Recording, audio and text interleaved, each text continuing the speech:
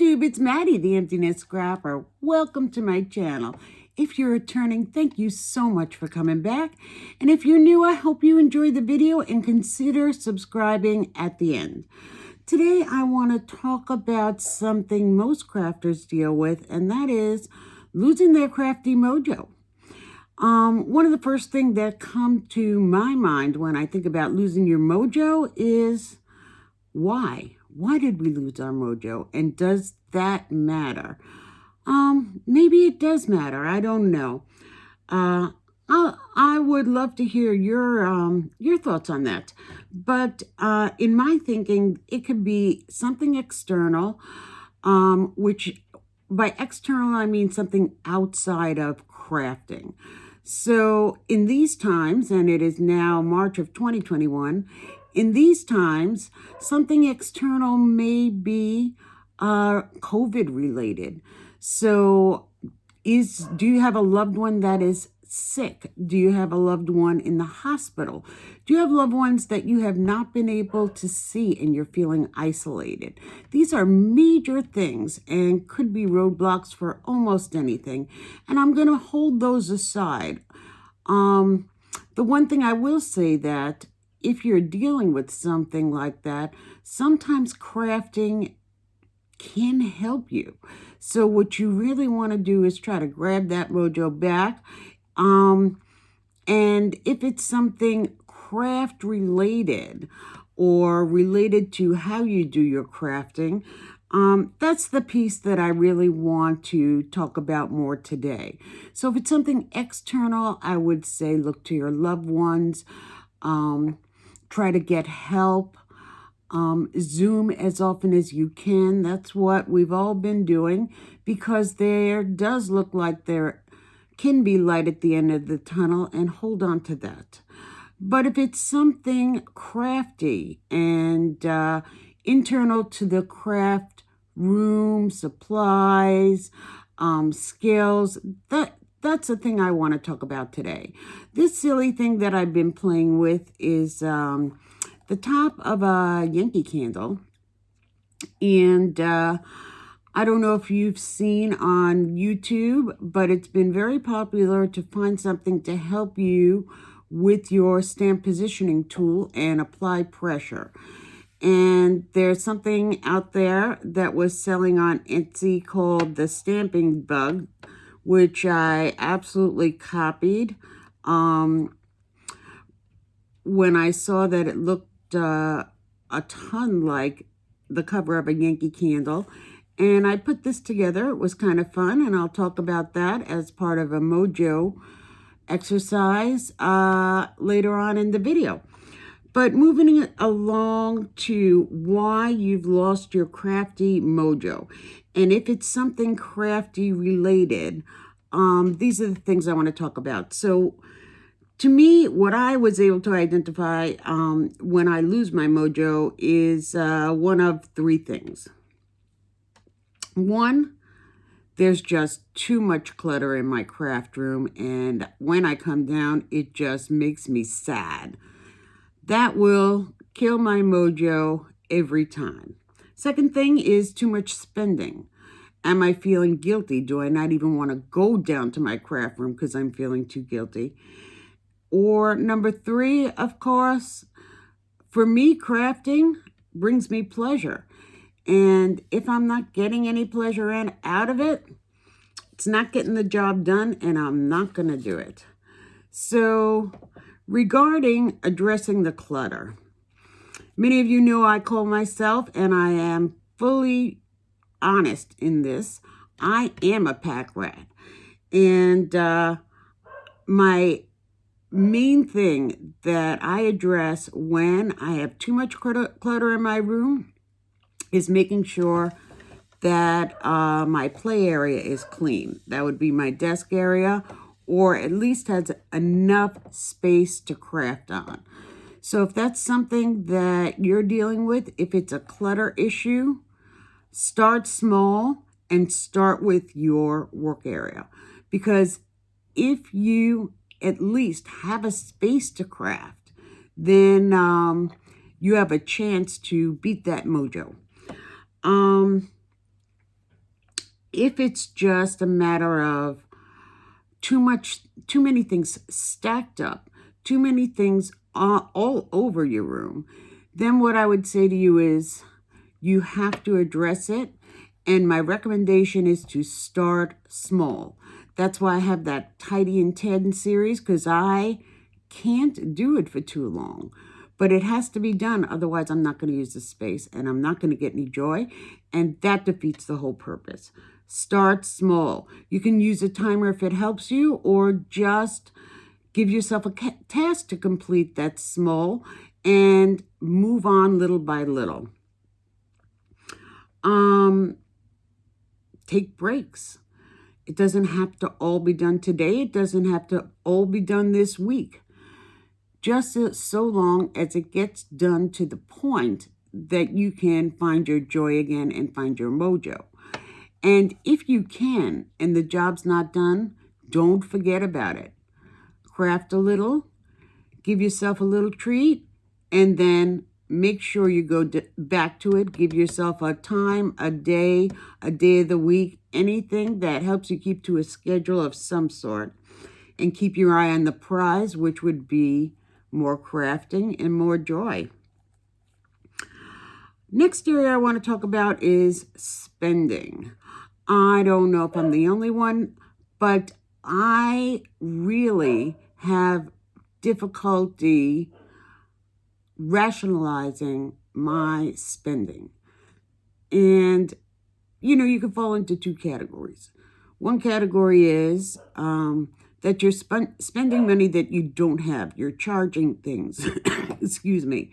You are hoping that your YouTube or your Etsy shop is going to bring that money back to you, but it hasn't happened yet. Or you have enough money and you have trouble spending it. That's where I am.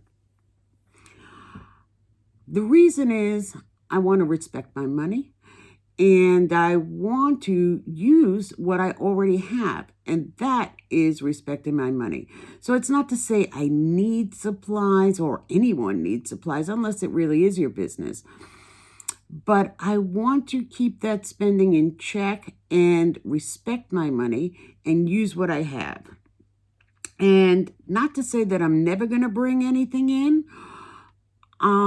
Certainly as guilty as anyone as seeing something shiny and new and saying, I want to play with that. And I will get to play with it at some point, as long as I use what I've already spent my money on, or at least somewhat. I see a lot of people on YouTube get excited when they use things up. I don't even interested in using things up. I don't think I can use up a lot of what I have, be it paints, be it water-soluble crayons, be it colored pencils. I don't see myself using that stuff up, but using it for me would be enough. So what I do is I keep inventory binders. Many of you are aware, and it helps me keep in check what do I have and what do I do not have too much of that I wouldn't mind spending my money on. Also, I try to stay away from haul videos because I almost always find something that I really need to have or want to have. And if I feel like I'm spending too much money, the best thing for me to do is watch process videos or project shares, things that will motivate me to use what I have rather than spend more money. So those are some tactics that I use to try to keep myself in check. Watch the process videos, look at my inventory binders, keep my inventory so I know what I have, and I'm aware of what I already have too much of. To me, that is really, really helpful. Last thing is be mindful.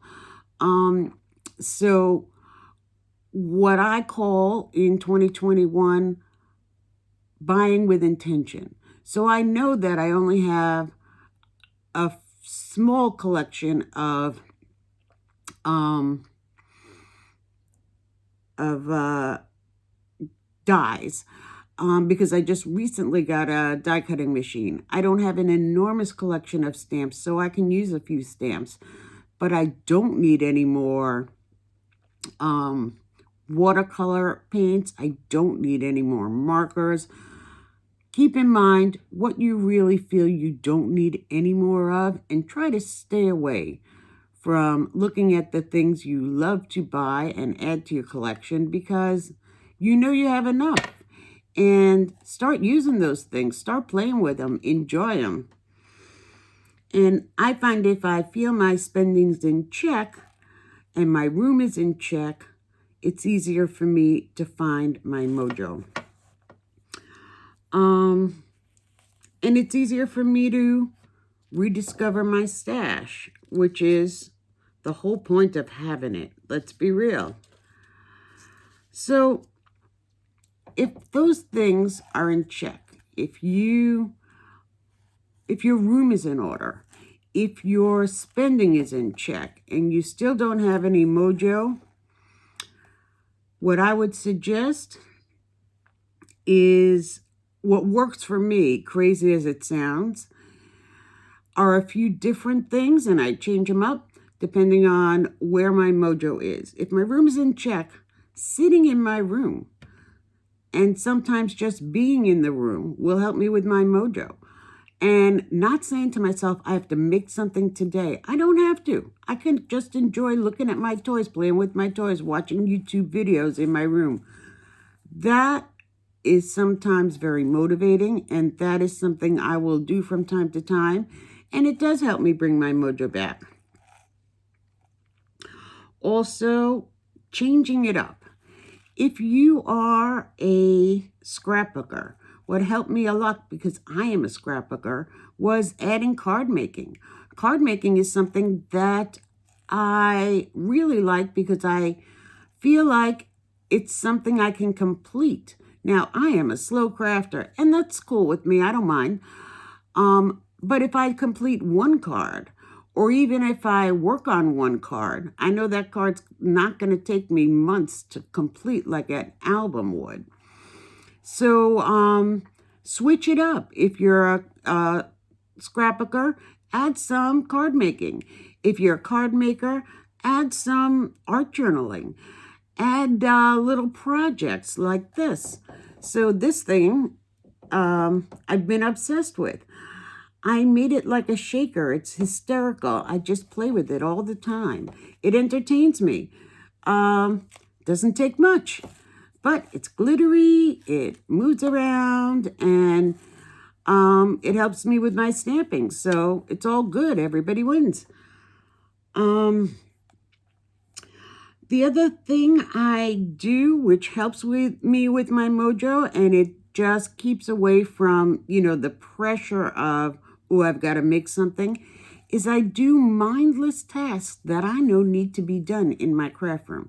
So if it's in order and I can't think of what to make, I don't feel creative, I will make extra pockets for my stamp storage. I will make extra pockets for my binders. I will make card bases. I will pull out some already cut out die cuts and just do some coloring and leave it for later. I love to make backgrounds. So I will take out some, Strathmore Bristol Smooth and just do some ink blending. That is tremendously relaxing for me, and it's pressure free. It comes out how it comes out, and I put it in a drawer and save it for later when I want to try to find my mojo. So all the craft room maintenance, making the stamp pockets, making the card bases, coloring, making backgrounds, these are all things that help me get my mojo back. I also make die cuts now when I want to just do something mindless. What do I need in my little stash of die cuts that I want to just pull later when I'm making a card? Or when you're on YouTube and you're looking at tutorials and you find a tutorial for something like this, which takes no time, but even if it doesn't work as well as the one that's sold on Etsy or the one you've seen somebody else use, if you like it, and it works for you, then you've done something creative and you've met your goal. So it doesn't have to be something you've ever done before. And that's important. There are things I keep in my room for when I've lost my mojo and need to try to find an easy way to get it back. And here's an example of a few things that that I did that sort of makes it very easy. And here is just a background that I made. It's just a little bit of blue ink blending. I love ink blending. I find it relaxing. It doesn't have to look like anything. It just has to be pleasing to me, and I'll blend it until I think it does. And when I start with something like that and say, okay, let's cut it down so it'll fit a card base. And I'm almost there, and I really haven't done much of anything. And then I go through my die cuts and I say, wouldn't that look nice? Then I said, there's a little something missing. So I stamped this out on some more of the blending, and I intend to put that there. And so I stamped it out. I highlighted it with a little bit of white gel pen, and I put on some gems, and I thought, I kind of like that. And the last thing I'm going to do is add a few white enamel dots, and I'm going to call it a day. So keeping things around that are partial that you can just put together is an easy way to bring back that mojo. And I try to do that in a few different ways, and it helps me a lot. And I hope it helps you a lot too. So I hope you enjoyed this video. I hope it helps you address getting back your mojo. And if you have strategies that work for you, please put them down in the comments below. I am always looking of ways to help me keep my mojo. And remember, keep your room in check, keep your spending in check, and watch process videos and do your mindless tasks. It'll come back to you. I hope you enjoyed this video. I hope you found it helpful. Leave me your strategies in the comments. And if you enjoyed this, please subscribe, leave a thumbs up, and above all, everybody, stay safe. Bye-bye, YouTube.